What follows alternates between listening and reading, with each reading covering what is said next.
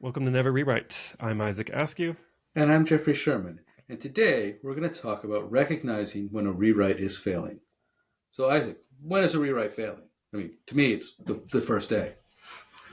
That's a good question. I think that's kind of, I imagine it's tricky for a lot of people because if you're in the middle of a rewrite, but you think it's going well, maybe you don't know that it's failing, or you think it's going well because you're making what feels like progress because Mm-hmm. you are writing code, you see the new system, you're excited, and there's like all of the. I think we talked about this in an older episode where the last it was like a moving metaphor where like the last bits of it you have to just kind of like slam everything and pack it and move it over.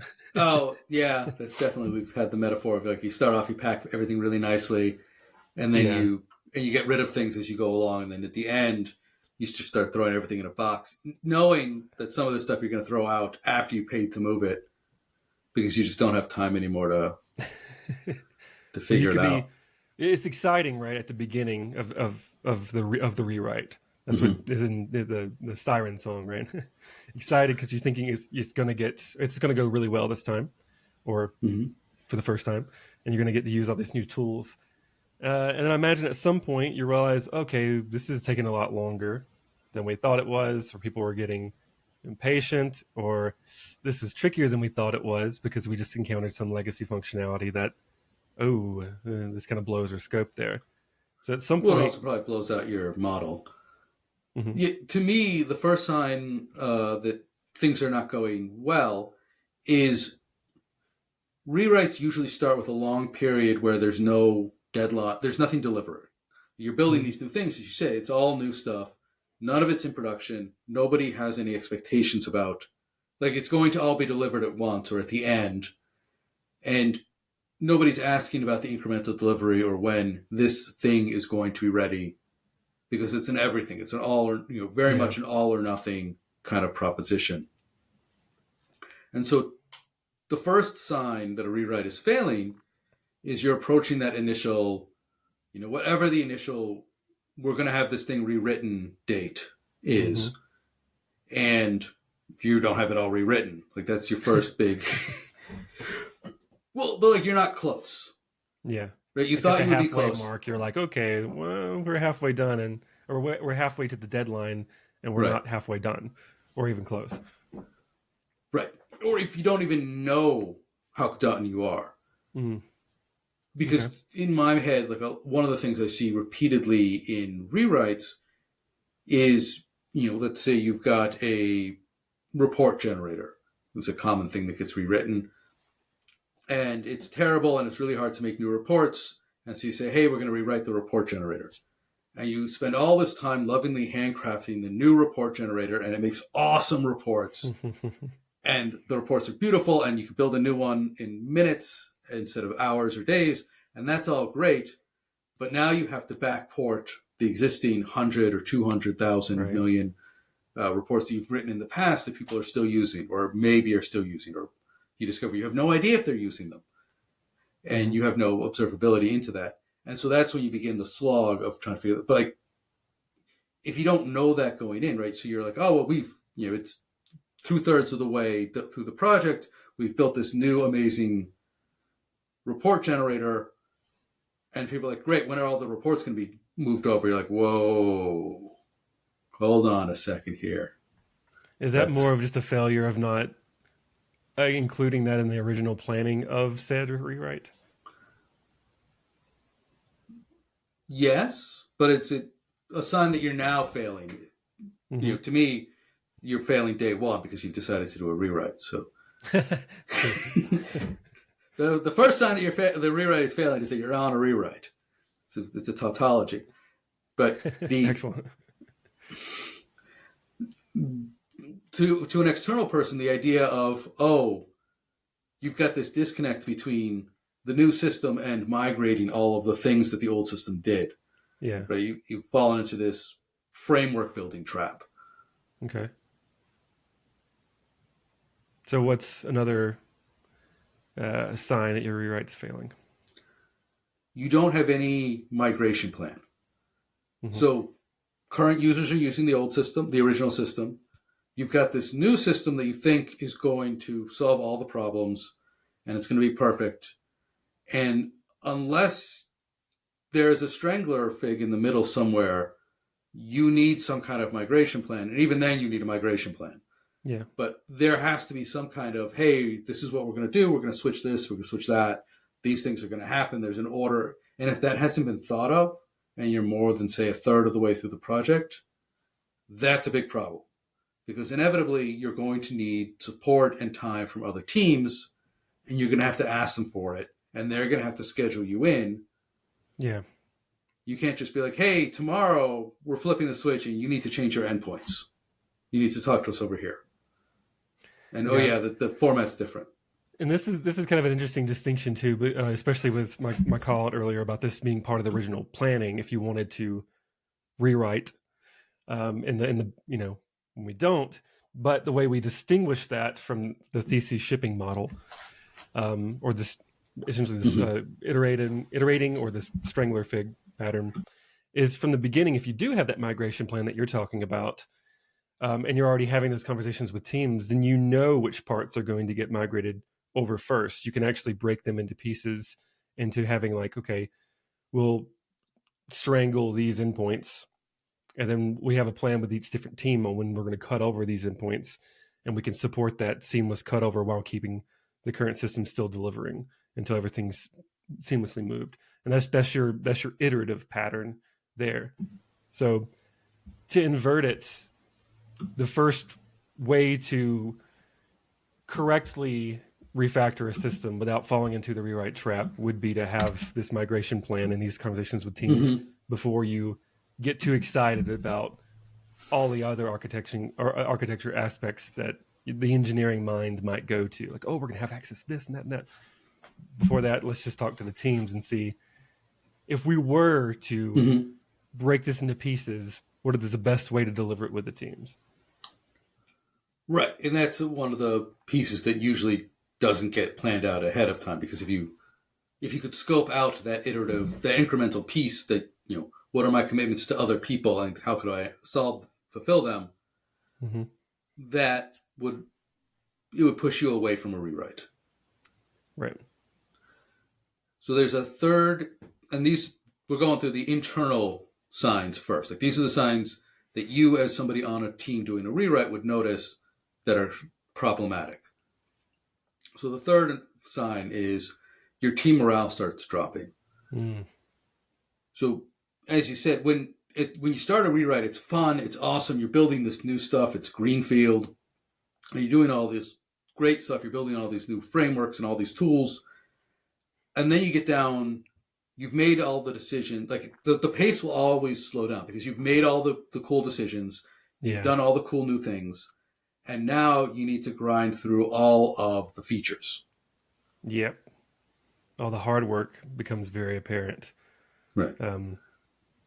I bet it's similar to the Sonos issue, right? Where you have to support like suddenly product or whoever was making the bad decision then realizes, oh, if we do this, we're gonna cut off support for all these legacy users because we only support these new systems or whatever. And then when you realize, we can't support it without this, that, and that, and suddenly you're like, screw it, let's just forget about them and cut everything over. Yeah, and we'll figure it out. That's terrible, right? And then I think they said that at Sonos the engineers were warning them like this is not going to work, and they were ignored. That's a morale hit. Calling out, hey, this is going to be a disaster, and being ignored is certainly one. And even being part of the big, exciting rebranding or the courageous rebrand, and it completely failing is a pretty big morale hit too. Yes. Well, I was going even further back. Like, to use a physical building analogy, there's, if we're talking physical buildings, there's literally architects, and they do the architecture, and then there is much, much more labor put into actually building the physical building than is put in by the architects. The architects drop the plan, and then dozens or hundreds of people actually go out and physically build the thing, and the architect supervises. And one of the traps, the morale traps in a rewrite is developers tend to think the architecture work is the most fun, and you get to do it first. And then you switch hats, you stop being the architect and you start being the construction worker. And this is, just the normal case. This isn't like anything weird or strange is happening here. You take off your architect hat and you put on your construction worker hat and you now go build the system. And most developers think that's less fun. Mm-hmm. And with a rewrite, there's a secondary problem of all of those features. You didn't know exactly how they worked in the first place, which is part of why the original system was so terrible that you needed to rewrite it. Now you have to go back and figure that out. And so the rewrite will always bog down. After you've done all the fun stuff, you're deep into the slog of actually building this thing. And now you need to go back and dive deep into the original system that you hate. Yeah. So that you can figure out how the new system is supposed to work. That's I think the main, to me, that's like the most telling problem of the rewrite is that you're inevitably going to discover something that you didn't realize you had to port, because the whole reason, like you're saying, that you're rewriting to begin with is because you're like, this one sucks, I don't understand it, this new one will be better. Mm-hmm. The only way to understand the old system is to go through and look at the old system and try to figure out what it's doing or talk to people who were originally working on it. But the main thing is documenting and testing the old system. And that is completely the self-defeating aspect of the rewrite. If you will just go through, document, and test and fix the old system, there's no point in rewriting the old one. And you always will have to do that work, even if you try to rewrite it, unless you just want to disregard and not port over everything and leave it half-baked. And then customers will get pissed off at you, hence like the Sonos part where you just swap over. Sonos lost $500 million in value. Right. I don't understand how to do any of this. We can't support them. Let's just screw it. Let's just cut over. Right. then your CEO resigns and you lose $500 million. Right. And then you take a huge brand hit, and then your customers are furious at you. Yeah. Or do the work to begin with, dive through your legacy code, document, better understand it. And then again, like if you just do that original work, mm-hmm. so much of the want and incentive to rewrite just disappears. With good test coverage, good documentation, go through, discover with your old, and also then you can spread that knowledge too to mm-hmm. to the rest of your team. You've got your nice Confluence document explaining why this feature is the way it is, why the customer IDs are hard-coded for 3 different customers, that kind of thing. Right, and this is somewhere where AI shines. You can have it mm-hmm. explain most of the code, and you don't need to write the documentation anymore. And you only need to answer questions like, why are these 3 customers hard-coded? Yeah. And AI can tell you all the rest. And it only is the illogical things in there that just don't make any sense that you need to actually document. Yep. I think where people get hung up on, or here's my guess at least, is they'll go, there's this old thing here that's not working right. I don't understand it. How about we do this instead? The basic concept of what our feature is for our campaign sending, the basic concept is we should send emails. That's really what we should be thinking of. Let's just disregard all this other messy logic that happened there before. What we really are is just an email sending feature. Let's just build a really nice, clean email sending feature, and we'll start with just sending some emails, right? And then you go, oh, wait, there's so much there. Yes. There's a reason it was complicated. I wanted to simplify it for my own sake because it should be so simple, and it's not. And it's like almost spitting in the face of all the people who put the complexity in there to begin with to support those customers. But you really just wanted to simplify everything because it just doesn't make sense. But you got to do the work to go back through and understand why it was that complicated. Right. If your thought is that the original developer, there's an arrogance to a lot of rewrites that the original developers didn't know what they were doing, and you can do it so much better. Yeah. And that arrogance is almost always unfounded. Yeah. And I know it's very fun to make fun of. I've fallen into that with a lot of people where you look at old code and you're like, this is terrible code. Who would do it this way? You me would. 6 months ago. Yeah, he totally would. Younger me. Didn't know what the heck he was doing, man. Not even just younger, but like you under pressure from the company, under budget constraints, under all kinds of reasons, or you might even just be told, like that commit might just be your boss telling you, you need to do it this way. I'm telling you to do it this way, even though it's terrible. And you're like, fine, okay. Boss says to do it. And then you're trying to blame somebody. Oh, this person should have been smarter than that. Maybe they were. Maybe they were just told to do it. And this is just what you had to do. There's 1,000 reasons why it was the way it was. I usually, instead of my boss, I usually blame legal in those kinds of examples. Legal said it has to be this way. And because I can argue with my boss, I can't argue with legal. Legal says, this is the regulation. This is how it has to be. And you're like, yeah. Okay, that's a stupid legal precedent, but I have to do it. Okay. But like, yeah, sure, I have no argument there. Like, and in those cases, I always put in the comment, like, this is written this way because legal says it has to work this way. Because the next developer, because the next developer is going to look at that and be like, "That's stupid. Why are we doing that? Let's fix it." Like, no, don't fix it. It's not broken. Right. And then 10 years from then, when you're not at that company anymore, somebody else is looking at the code, sees your name, and is like, "Isaac Askew, this is the dumbest developer I've ever seen." Yes, it's not like really. Again, it's an arrogance. There's a reason it was that way. And occasionally, there are reasons. Like, I've looked at some very old code, because languages evolve, and I've looked at some. If you get code that's like more than a decade old, to be like, oh, there's a much better way to do this. Why didn't they do this? Oh, well, 10 years ago there wasn't this much better way. Yeah, it's not that they didn't know better. It's that's 10 years is a long time for technology. Yeah. And so then you might be able to rewrite it, but it's not because the original developers were dumb. It's because the tools got better. Yeah. So those are the 3 internal ways that you would notice a rewrite is failing. That's your deadline is approaching, you're not done, you don't have a migration plan, and your team morale is falling.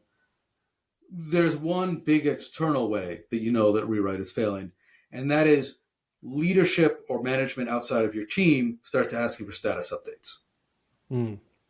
Oh boy. All right. The higher up, in most companies, the leadership will say, okay, yes, you've got the time, you've got the resources, go do your rewrite. And they've delegated, they're not really asking deep probing questions. It's like, your manager goes to the status meeting and they says, yep, everything's green. And somebody writes on a spreadsheet green. And then all of a sudden it's not going to be green. And this is actually, it's part of Mythical Man Month. A project gets late one day at a time, but it will become suddenly apparent to leadership and externally that it's late. And the reaction is always to jump in and start micromanaging the team. Which probably just makes it even later. It's a big flag, but also it kills a lot of your performance because now you're spending all this time producing stuff for people external to the team to make decisions about how you're doing. And because a rewrite is just all work in progress, it's very hard, almost impossible for anyone who doesn't have full context to understand how things are going. If, going back to the rewrite report analogy, or report example, it's not an analogy. If you say, oh, well, I've got all these features in this report, and the report generator now does all these things, that really doesn't tell them how close you are to getting all 100 reports migrated. It says, oh, well, okay, they have this feature done. And so you work hard, but there's no context, there's no ability to judge your progress externally. And so the more leadership comes in and asks questions. And some of the early ones are probably good, like, hey, I want a demo every week. It's like, oh, cool. You guys should have been doing that anyway, almost likely. But something to show progress every week, a demo is great. That's not a huge problem. But then a demo becomes a status update. And I need you to come meet with me every week. And I need that morale hit from the third example of how they're starting to fail. That morale hit gets even worse. I imagine all the micromanaging when you just have tanking morale at that point. Just, free fall. Yes. Developers love being asked probing questions by leadership. Daily. Daily. Yeah. It's daily status updates, leadership coming to your stand getting moved so it fits in leadership schedule. Seen all that. Yeah. All of that's morale killing. all of it's a big sign that you're in trouble. Yeah. All right. I Any think other that's thoughts it. there? Okay. Uh, Thank you all for listening. And if you enjoyed this show, please subscribe on your favorite podcast app, hit the like button, do all the things. We appreciate it. Rate us 5 out of 5 stars or 10 out of 10 or whatever. And then Yeah. go to YouTube, subscribe to the YouTube channel too. We also publish this as a video format. If you're only a listener, you can be a listener and a watcher.